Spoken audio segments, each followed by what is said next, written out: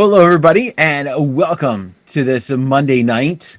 And we are in week 7 of whatever you want to call this. But it is John and I coming to you to give you some humor, to give you some fun, and to give you a little bit of information that you can't bet on, but you can definitely have some fun with. That's for sure. That's the idea. Yeah, We'll go with that. we want to keep you enjoying your Monday nights, and that's why we're here. So we got a lot of things we can talk about tonight.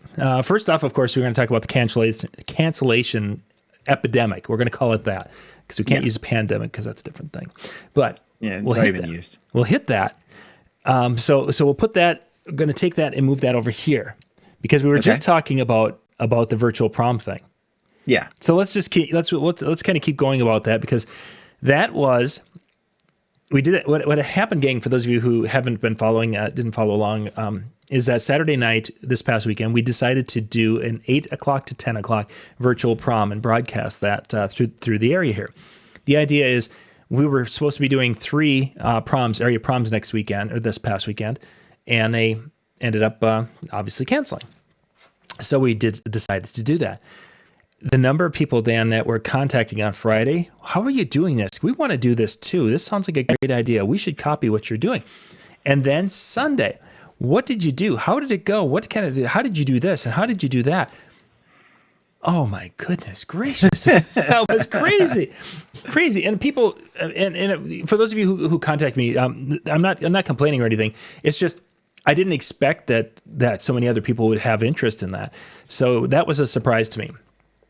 And people that I've never met before have come out and they're like, "Hey, I want to know more about the process." So, yeah, it's that live streaming right now with the DJ world has really become a focus. Is that a good way to describe it, or an outlet? Yeah. Yeah, it's definitely one of those things. And because I think a lot of us, not everybody, but a lot of us got into this because we enjoy it. You know, the business is one thing, and obviously we do it and we make money and we want to be able to make money, but we didn't get into it solely from the standpoint of, I do this because I'm going to make some money. I do it because I like music, and then I got hooked and we stay in it. And so now this streaming aspect of it becomes what is our outlet. You know, we can't be playing for other people at a venue somewhere, so we take advantage of the fact, well, there's streaming, there's technology, let's use that, let's do at least our talent and make us feel a little bit good to have some people tune in for a bit. I think that getting a crowd reaction, or trying to get a crowd reaction, and having, seeing the positive response we have on people. And I think that's why so many have gone to the Zoom and trying to make that Zoom work, is not only because it doesn't get shut down, it's because generally people turn their camera on so you get a response out of them. Yeah. I was watching DJ Jess, and she was doing kind of a little dance, like whether it was a prom or just kind of a school thing. And it was kind of cool because she was doing her thing. She was adding some trivia questions to it and getting the people engaged. And, she had people dancing on there, and it could go in as the person in charge of the Zoom meeting. You could go and spotlight their video and pop it up to full screen as they're doing silly things. I mean, there were some neat aspects of it. So it's a different world that we. It is, but I think as more and more of this becomes prevalent, as more and more of us are picking this up and running with it, and not just running with it, but running with it in a quality version, right? However you want to take that, but not just the performance side of it, but also the equipment side, et cetera, the whole 9 yards we're putting together and making it look good. I see this turning into a business model for a lot of us. Just taking a run with it. I was talking with Chris Washburn up in New York, because I saw he did a fundraiser for the college that he often does a lot of events for. Mm-hmm. They're doing a COVID-19 financial relief and trying to do something. So they did a fundraiser, and he did that same type of thing over Zoom. They had this great party, and I saw him to it. And now he's running ads where he's offering to do some of these birthday parties and pulling people in from everywhere. They do it from their comfort of their own home, but they still get to have this party. And I really see that as being, for lack of better terms, our savior this year for those of us that want to keep doing this, whether it's whether you make enough to live on, that's going to be a question mark. But whether you make enough to kind of prevent yourself from going belly up as a business, I think is something to definitely consider.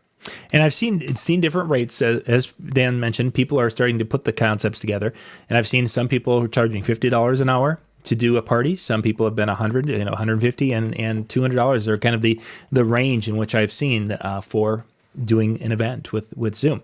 And if you guys haven't purchased Zoom, there's a free version, there's a paid version, and there's a variety of different things. The last time we have multiple licenses, and we pay $100 a year per license is what we pay. I don't know if that's the same, if it's gone up, it's gone down.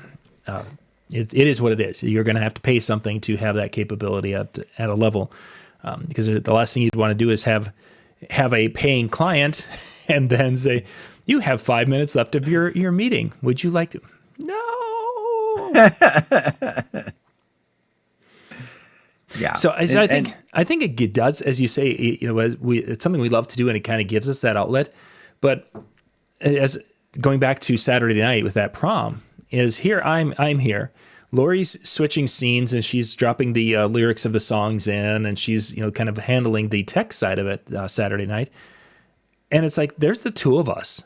And we didn't have the volume very high because we had a studio mic that I was using, and I wanted to make sure we weren't getting echoing going. And it's not even close to the same from that perspective. As I was telling Lori, I would have been much more comfortable turning my microphone on and talking over the music, as far as to tell the stories like we do when we do our music shows. That would have been more comfortable for me. Otherwise, it's like, okay, the music's fairly quiet. I can't see anybody besides my wife sitting here, and we're both working. In essence, I'm doing the DJ thing, and she's over there changing scenes and such. So it's not like you have that energy to build off from. Mm-hmm. And I think that's where the Zoom comes into play.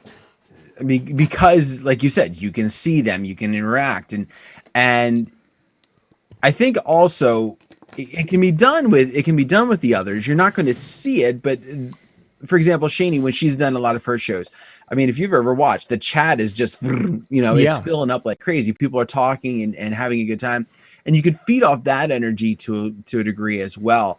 But face it, like you said, unless you're seeing them, it does make a complete different feel and a complete different attitude towards it. Yeah, it certainly does. So for those of you who are out there thinking about adding some sort of a digital party experience to your shows, a lot of people are out there spinning and just spinning on Facebook, what have you. Okay, I guess let them, folks can do what they want to do. But my idea is that if I have a tool, I want to figure out a way to make money with it and not just be doing something. And I think, yes, you need to practice, and yes, you need to know how to get the best sound possible from your system, whether that's using a wire that you got from an LFX Pro, or if you're using a full mixer and interface like we use. Saturday night, we used like 6 different interfaces back and forth. It was crazy. But we were doing quite a bit of stuff. You got to do it though at a level that is better than what a casual person can do. So that way you can bring value not only in your music selection ability, but also that you're delivering a high quality product. So, and I think it's also, I was talking with a venue owner today as we're talking about this, that I really think this is going to be something for some of those couples that are still wanting to have a wedding this year. Especially in the early stages, things are opening as things start to open back up, but you're still within that. Well, you're not going to have over 25 people. At least that's what PA is saying. Mm-hmm. Maybe you're up to 50. So you get 50, but then think about what you could bring to that couple. Listen, we're going to have the venue. We're going to be there. We're going to not only are we going to cater to your guests, but we're also going to put this up on Zoom with a camera on the dance floor, be able to see Bobby and Susie as they're doing their first dance, be able to, and all those people that you couldn't invite because of what's going on, grandma and grandpa, because they're worried that they can't be around anybody for fear of being sick, or, we could only keep it up to 50. Like, so we had to really cut it back. So you now broadcast. So you bring this to the table. I really think that the companies that are able to step that up and do that are the ones that are still going to be able to do their events this year unless it comes back and we say nothing at all. But So, Dan, you're hitting on next week's topic. By the way, I want to talk about micro weddings and how we were going to put those together. All right, so we'll save that for next week. So you're going in one of those that's one of the areas in which I had a kind of an interesting thought with that. For those of you who follow the channel, tomorrow night we'll be back with Tuesday night's shows. Tomorrow night, Tuesday night with Ben Stowe, we're going to go through the sound system for micro weddings and outdoor weddings. We're going to dig into that with Ben. So he's going to talk the gear side of it a little bit. And then next week, Dan and I are going to go through and kind of put together some ideas, which Dan was kind of alluding to with the utilizing Zoom with the reception, because we're going to have states that are going to let 50 and under, some that are going to lock it in at 25 and under, some that are talking about holding it at 10 people and under for the next 6 months. They're going to be all over the board. So we have to figure out as entertainers of how to do that. And the micro wedding, I've seen 3 people who created ads today that I saw floating on Facebook for micro weddings, and then a couple of them who are doing the digital Zoom experience weddings. I saw two ads with that, because I think and there was another one. I saw 6 ads total today across Facebook that people had. Hey, look at my graphic, in one of the Facebook groups or another. So that concept, I think a lot of people are starting to say, let's move this direction and be able to do what we can do as we move forward. Excellent. Okay, so let's hit the cancellation thing. Let's talk about that just a tad bit. There's a couple of things we'll get into as we go through that we're going to get into case law. It's exciting stuff. So Dan, you had this wedding booked for May. The bride was excited in December. You met with her, and she's like, "Oh my gosh, I'm going to have this, and I'm going to be the princess." And this guy with me, he's here to carry the train of my dress. And she was excited. Then you met with her in February, Valentine's Day, and she's like, "Oh my gosh, it's coming up so soon. I'm so excited." And now she calls you in April and says, "Hey Dan, not going to do it." What do you do? It's become a difficult thing.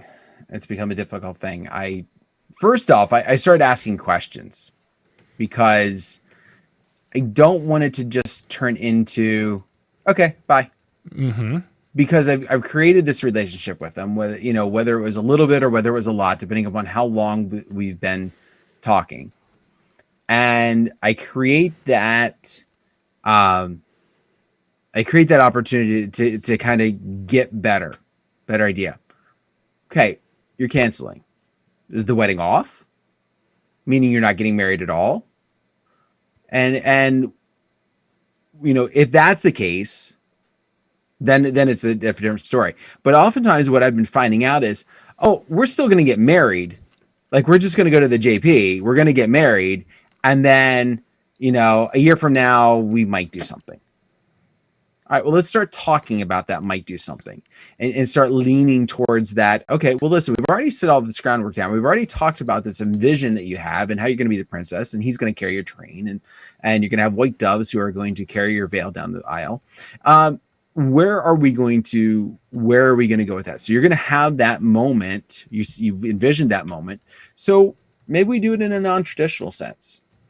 And I try and kind of weave their way to thinking less about just saying, I'm throwing my hands up and I'm not doing anything, and more to, I'm just not going to do what I thought I was going to do. Mm-hmm. And dealing with that. If I cannot get that direction, they're just like, listen, and this is happening this hasn't happened to me, but it's happened to some friends of mine, where they're just like, it's too much hassle. It's too much hassle. We were looking forward to it. We had everything set. We put a lot of work into this, and now we've been postponed, and we just don't have it in us to put all this work into it again for a new date. Yes. Even though we're going to repeat a lot of the stuff, even though a lot of the stuff is already, it doesn't matter. It's too much work. We're out.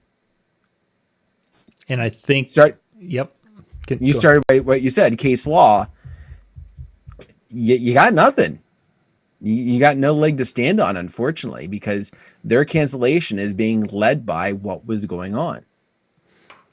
So exactly. We've got a couple of different things here. First off, you mentioned, in essence, 3 different canceling situations. I'm all over the place tonight. Yep. Okay. So we've got the couples who are totally canceling. They're like, okay, we fell out of love. We found out that he loves COVID and I hate COVID. We're irreconcilable, and they canceled. There are some of those happening right now. I actually did have one of my weddings where they're like, we just decided we're not going to get married. It's like, we're really not at all. No. This stress of this just ruined our. Whoa. Okay, better to find out now.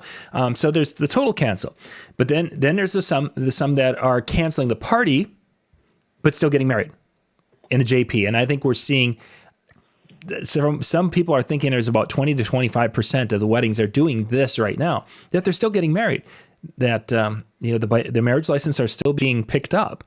The courthouses are still delivering. So they're getting married, maybe a party later.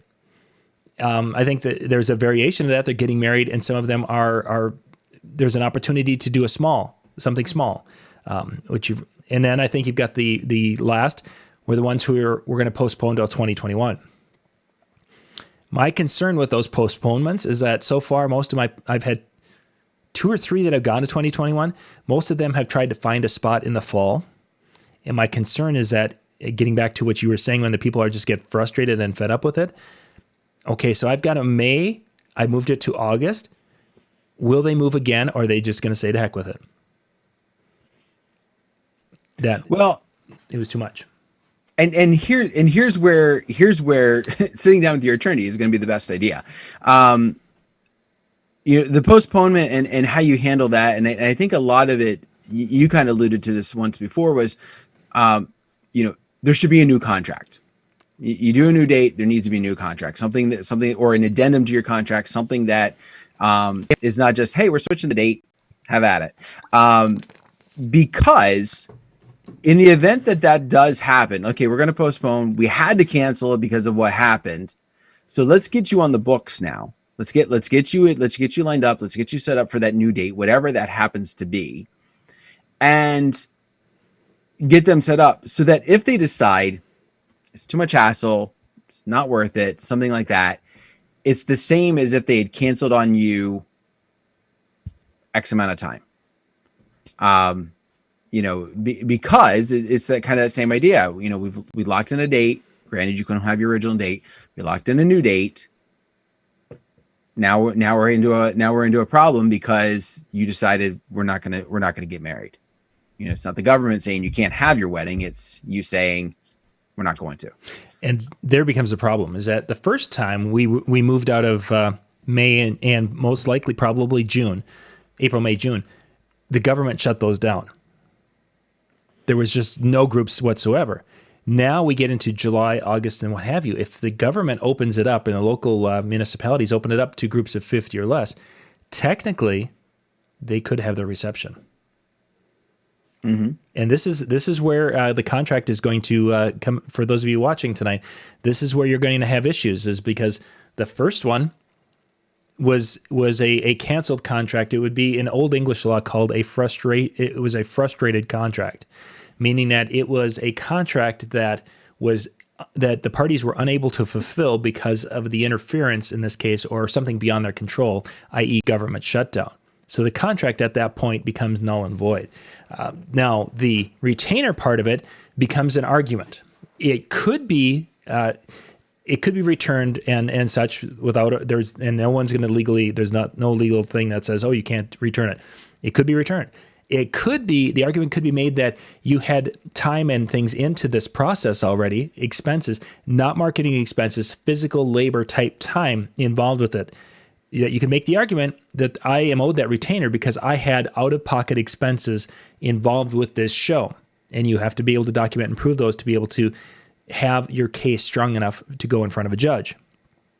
There's actually been some of these already starting to work their way through some of the small claims courts, that people are doing this.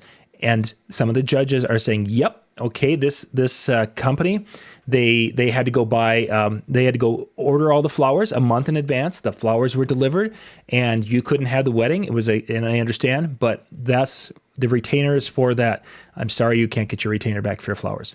That's going to happen. We're going to have that. Now let's jump to that later in the year.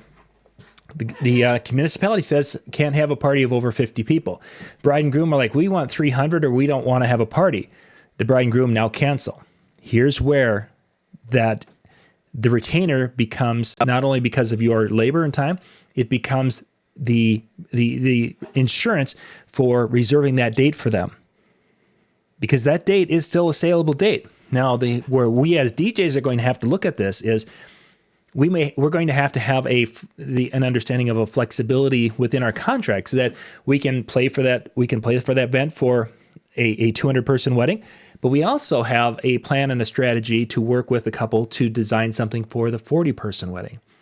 And you're going to have to work and think this through. So getting back to what Dan started this off when you can't have this wedding, but let's see if we can put together this wedding. I think we're coming right back into circling around to the beginning of the show. So start over again. So everybody, welcome to your Monday night show.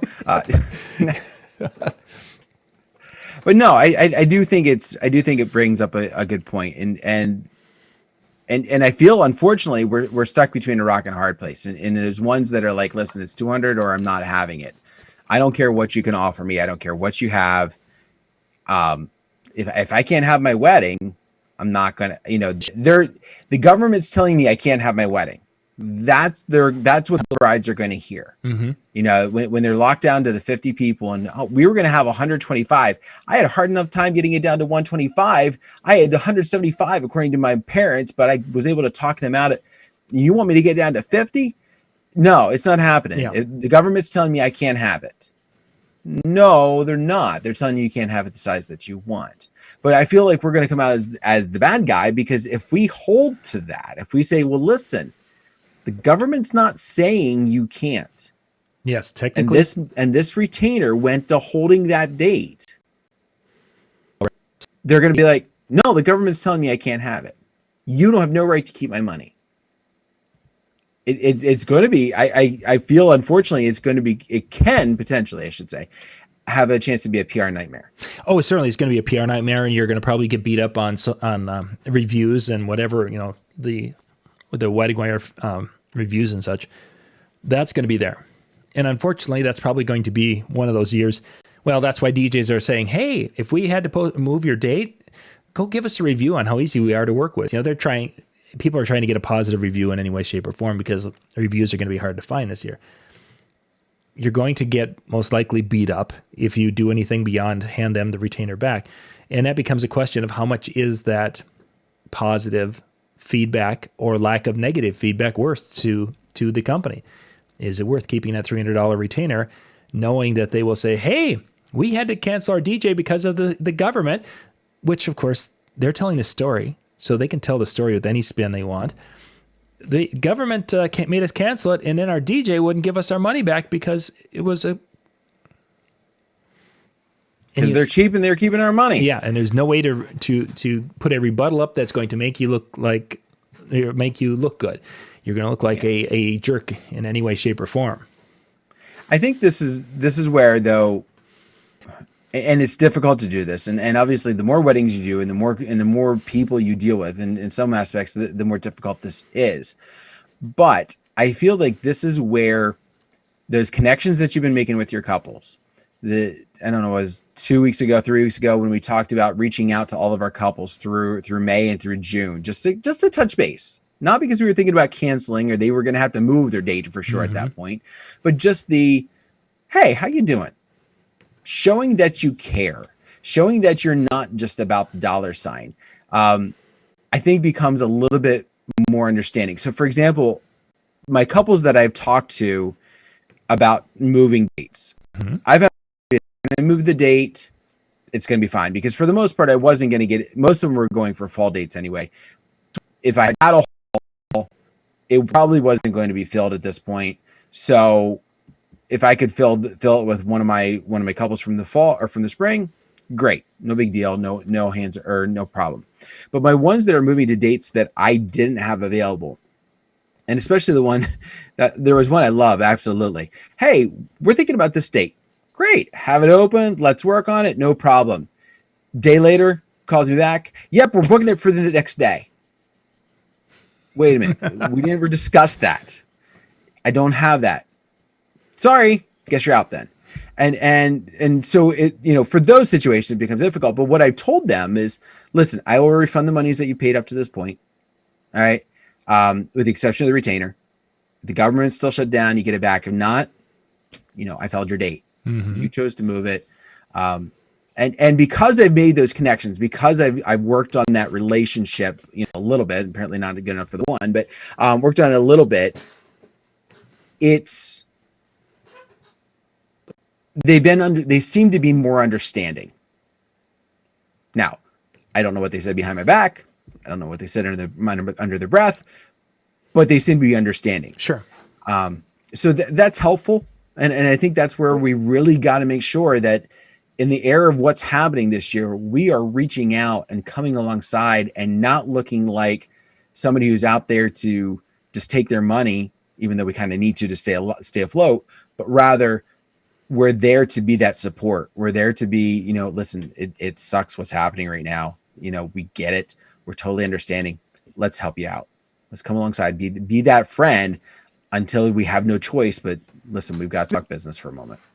This is where we're at. Tyler, thank you for your comment here. Dan, we're gonna dig into this one.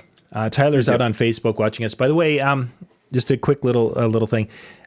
We have our DJ and TV insider training area. We've got a lot of training videos, over 100 videos in this area. Go out to djntv.com/help.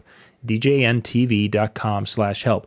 We have free access to that area. You guys will have, right now we've got it set up to the end of May. You can go in there. You'll have free access to watch videos, and we've got videos on a lot of topics in there, some on music, some on business training, on marketing and sales, on Facebook things, a lot of stuff there. Go do that. It's free. It's a resource. Our insiders, our members who have been paying and supporting this area for a number of years, which God bless them, they've been what's kept us alive so many times. They're the ones who have said, hey, let's give this back to others to help them grow. So go there, join that for free right now to get that checked out. Okay, Tyler, open to DJ business January 1st of 2020. Okay, first off, January 1st of 2020, Tyler, when you opened up, you probably thought this is going to be the greatest year ever because we all were thinking that. So many double dates. This is going to be great. Oh my gosh. Yeah. This is going to be so fabulous. And with conversations we had back in October and November as bookings were coming in, and we're like, yeah, this is going to be, at that time I was debating how I was going to handle it because I've had my shows. I had Michael, I had Brandon, and I'm thinking, should I see if I can get Lori to go DJ too this summer? The four of us could be going. Anyway. Continuing, Tyler says, not sure if I can afford to pay back the non-refundable security deposits because of the COVID.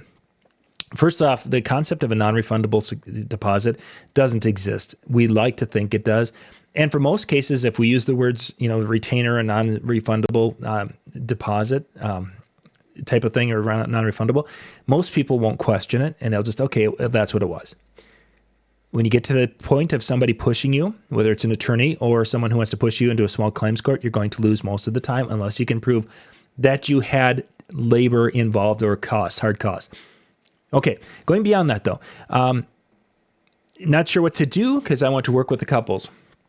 My recommendation for Tyler and anyone else who's in a situation, as much as it sucks, this is what that small business loan is going to be for.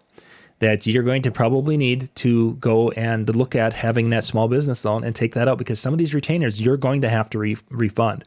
There's no question about it. If they paid in full, you're going to need to refund for surely the everything beyond the retainer and possibly even part or all of the retainer. This is what those loans are for. It sucks. I know, and it's going to hurt. In some cases, it's just pushing the bankruptcy down the road. I get that, and that absolutely sucks, but that's what you need to do. You've got to do, in this case, of what's going to be right for the end user, your customers. And it's going to be painful. Thankfully, there's loans available with little or no interest on it. You can get into some of these things to be able to, that's a disaster loan. You need to get some sort of a disaster loan set up for your business. I think one of the things that also has, and I don't know if it's necessarily in Tyler's case, but I saw somebody else, this could not have hit really at a worse time for our event industry, with the exception of our friends in the South who do weddings all throughout the winter. We're coming off that winter season where we were basically living off of retainers, off of the deposits, because the season had run out. And, and depending upon how you have your business plan set up, which is another discussion for another time. But some people are alluding to the fact on Facebook that, we finished, winter. We were kind of living off that. We're getting ready to get into the gear, or to the event money coming in, and then nothing. Yeah. And so you don't even have the retainer fee money to potentially live off of. You're in that spot where you're expecting this, and there's nothing. One piece of advice I will give, obviously, is never count the money until the event's happened. Yeah. I mean, that's the hindsight. And it's easy to say that if you're not in that position. And I know some guys who are just like, I realize that, but there was no other money. Yeah, and I've talked to actually a couple of people who are like, yeah, I've been cutting a retainer. I've been cutting the checks back to the people I have it put into account. It's like, wow, you're one of the few. Yeah. Most of us don't. And, I'm speaking for myself. We keep a slush fund off to the side, but if all of the weddings would have said, oh, we need a complete refund, or, of the retainers, it would have eaten up my slush fund and then a little bit. So, none of us are doing this completely. There's very few of us who are doing it completely perfect, with the whole. So don't feel bad, Tyler. It sucks, and I understand that. But I think, and Eric mentions it too.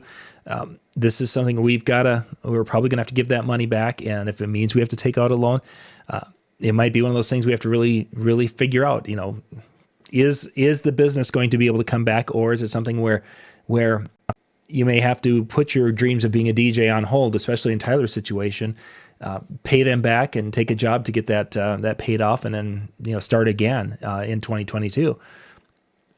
It's so tough to tell right now, of what's going to work and what's going to be there for us as we go forward. I would say, though, if you're in the position where, say a Tyler situation where, you were using that money to pay for some of the marketing, and legit, some of that money is not there, and you've applied for the loan and you're waiting for that check to actually arrive, don't wait until your clients come knocking on that door saying, listen, you told me 3 weeks ago it was going to be here. I would say be honest with them. We were setting this up. This is the path that I was going. I used some of it for marketing. I will be paying you off. I am waiting for that loan to come in.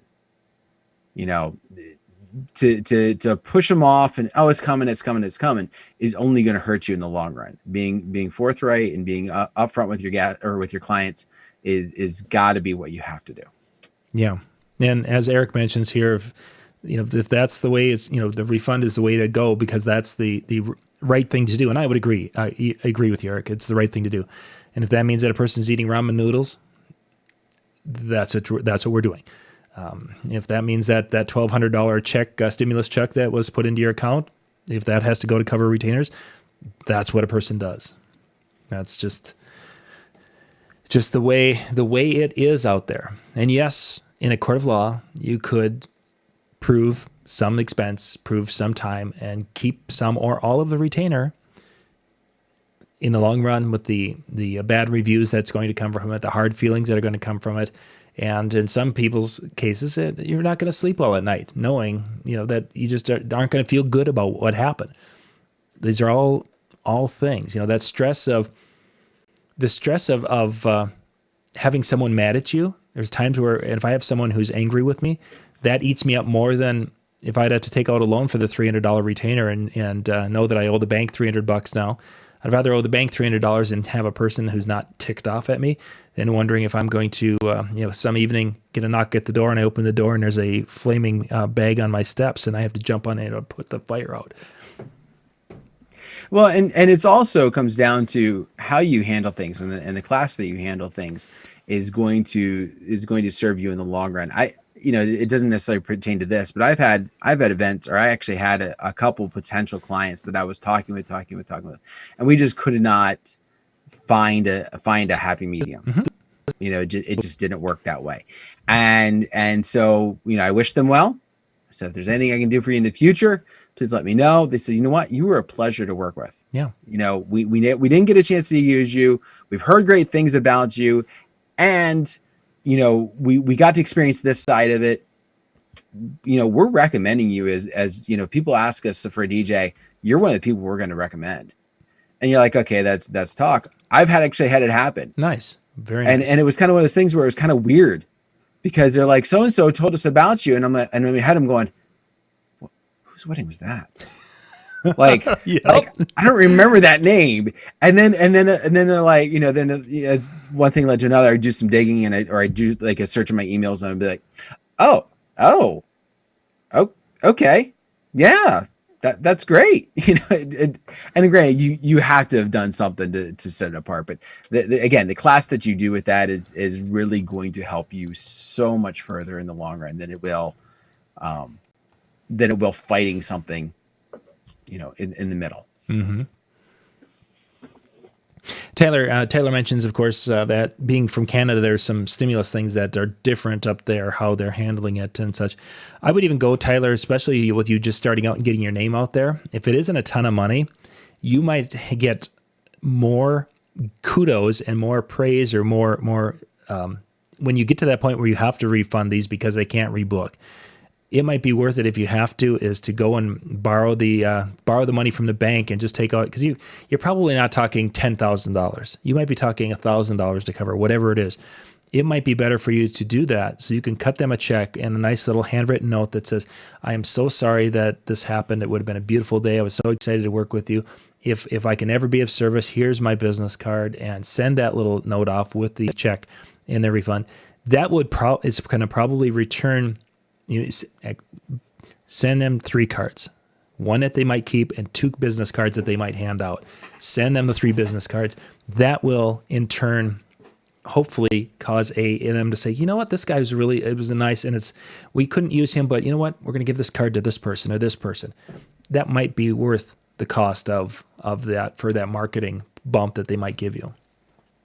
And I would also say, we're talking about the outright cancels, and I mean, I haven't talked to anybody that is in a situation where everybody's canceling outright. You have a couple, all right, you have a couple, that's for sure, but you also have the other ones that are postponing or pushing back or just, kind of waiting. So I wouldn't be, and Tyler, if you're not in that situation and they are all canceling, I get completely your concern. But I would also focus, more on, all right, yes, I've had this happen, but how many are sticking around, or how many are going this direction? And then look for those other ways to be able to service the ones that are sticking around and being able to help them so that they rave about you even more. Mm-hmm.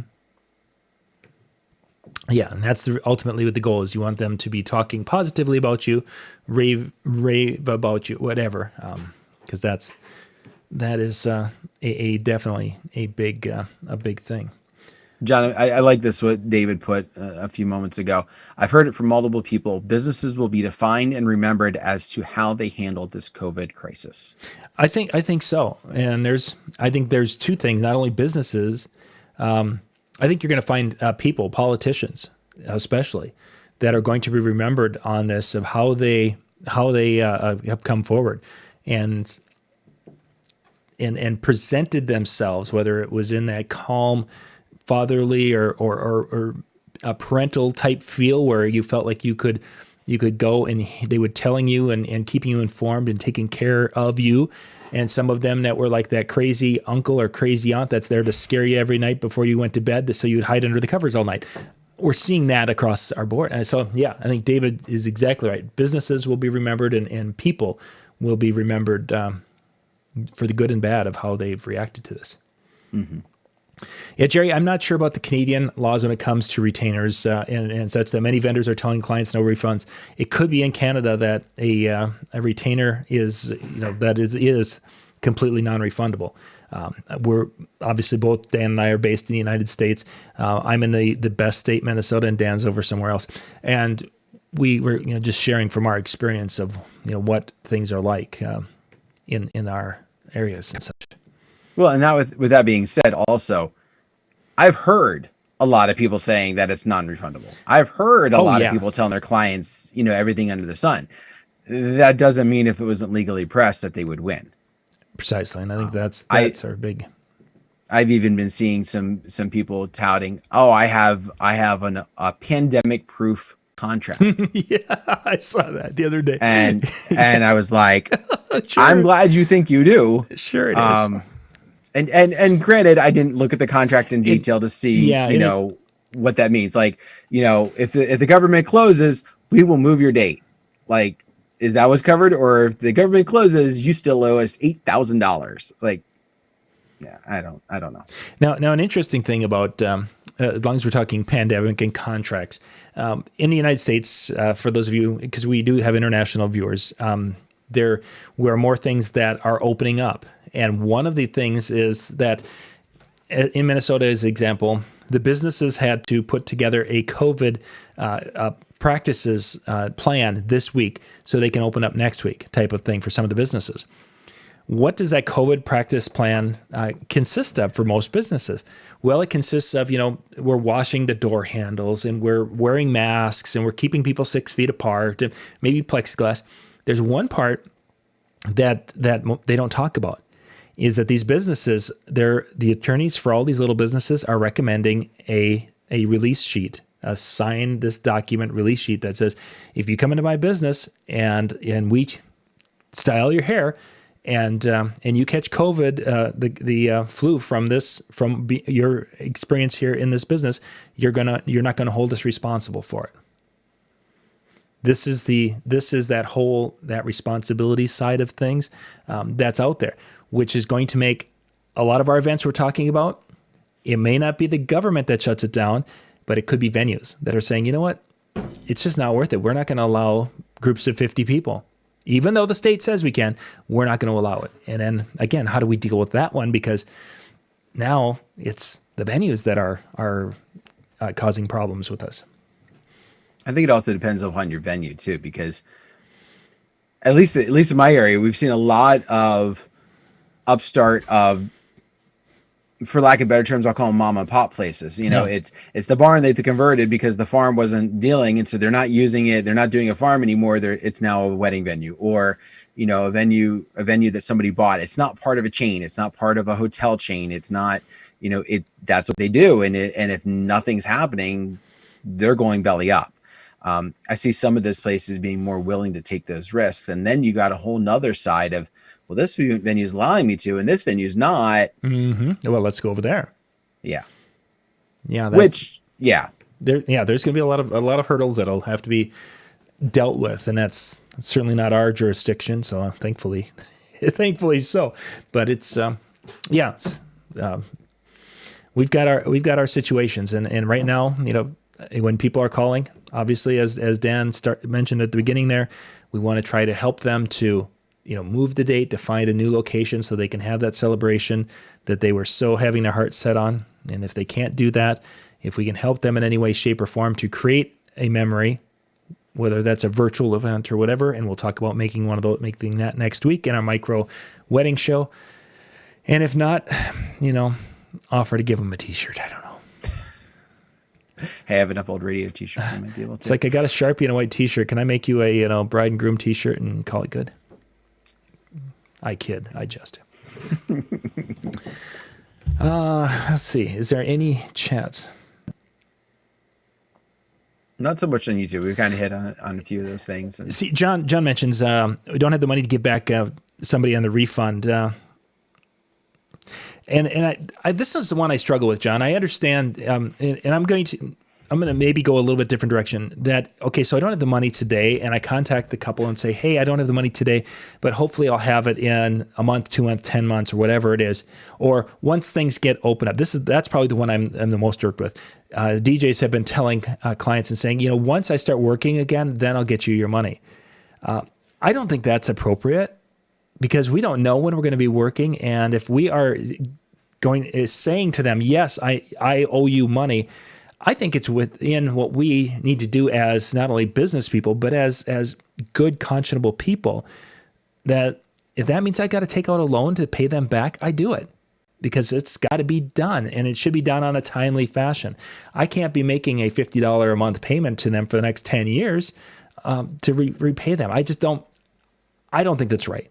Now that might be how the agreement some people make, and it works. And if it works and everyone's happy with it, so be it. But from my personal feelings, I just don't think that's the best way to go. Well, and I see two potential problems with it. One is, I could see the couples going, you know what, we're not working either, and we kind of need that money to for our own for us to survive. That's one of the reasons why the wedding's getting canceled, is because now that we haven't been working for 2 months, we need to pay our bills. The other thing is, one of the biggest frustrations over this whole pandemic has been the unknown of when it's going to end. Yeah. And if you tell them, listen, once I start working, that's as good as saying is, I don't know when you're going to get it back. Mm-hmm. Just because you're going to say you're going to give it back doesn't mean they know when. Exactly. I think where, especially as John has alluded a couple times with the loan idea, that's your better option, because you can say, listen, I've applied for this. I am waiting for it to come, but I've already taken the first steps to help you. And as soon as the bank takes care of this, and granted that you can still say, well, that's vague, that's unknown. Yeah, but you've already done everything on your end. You've taken the steps to be able to help them. Now you're just waiting for the the check to clear, for lack of better terms. Mm-hmm. And I think that's going to be ultimately, the options that a person is going to have to do, is that whether you are applied for a loan and you're like, hey, once this comes in, we'll take care of it, or to go and get that short-term loan. Yeah, it's just, unfortunately, it's the way it is right now. So it is. Excellent. Well, I think we've reached the end of the show. Let's see, tomorrow night, Ben is going to talk about the gear for the micro weddings. We'll hit that tomorrow night for the outdoor events where we need to cover an area but not break the bank when it comes to big, expensive gear. And then Jay and Brian are going to be talking about some of their favorite DIY DJ projects. They'll share a few things that they have seen and things maybe they've done that they think are pretty awesome, and they'll be talking about that tomorrow night. Awesome. Dave and Jer are back on Wednesday night. They'll be doing a live wedding chat Wednesday night. And something was Thursday. Oh, Thursday. Ron Ruth, Ben Stowe, and Peter Mary have been doing a live event Thursday afternoons at 4 o'clock Central, where they've been hitting on different topics and different things, where each week one of them has kind of led this chat. If you guys... It's kind of a neat hangout. They present for about a half hour, and then they just kind of talk as a large group, because it's a Zoom meeting, so everyone's there, and you see the Brady Bunch thing going on. If you guys want to find out more information about that, just follow Ron Ruth on Facebook. Ron Ruth, I believe it's just, I don't remember if it's facebook.com/Ron Ruth, but you'll find Ron out there, and just follow him, because he will post links and such so you can join that. He's got usually an event page, so you can go there. But yeah, definitely check that out. And the show from last week actually is going to be going up tomorrow, so you guys can check out the one that where they're talking about reading the client's mind, I think is what last week's was about. So they had some fun with that. But again, that's Ron Ruth, Ben Stowe, and Peter Mary that have been kind of leading that Thursday afternoon discussion. And there is two versions of Ron Ruth's page. So there's his personal, I'm sure it's on there as well. But he does have a fan page. So it's him. So the one you're going to look for, if you're looking for him, he's kind of standing there. There's like a red background. He's in a dark suit. That's the one you probably would want to be able to follow to be able to get in on that if you're going to do that for Thursdays. Excellent. Yeah. I think if you do a search for Ron Ruth there's Ron Ruth Entertainment, and you'll find him. Facebook's easy to find stuff. Excellent. Well, let's take it home, Dan. All right. Well, on that note, thank you very much for taking time out of your busy schedule, streaming or whatever you happen to be doing. But I do thank you for taking some time to join in with Ron and I. Yeah, with John and I, as we did this show tonight. Of course, a lot of great shows you don't want to miss out. And next Monday, guess news to me, we're going to be doing a great show. So thank you very much. Have a great night. We'll see you next time. Bye-bye, everybody. Bye.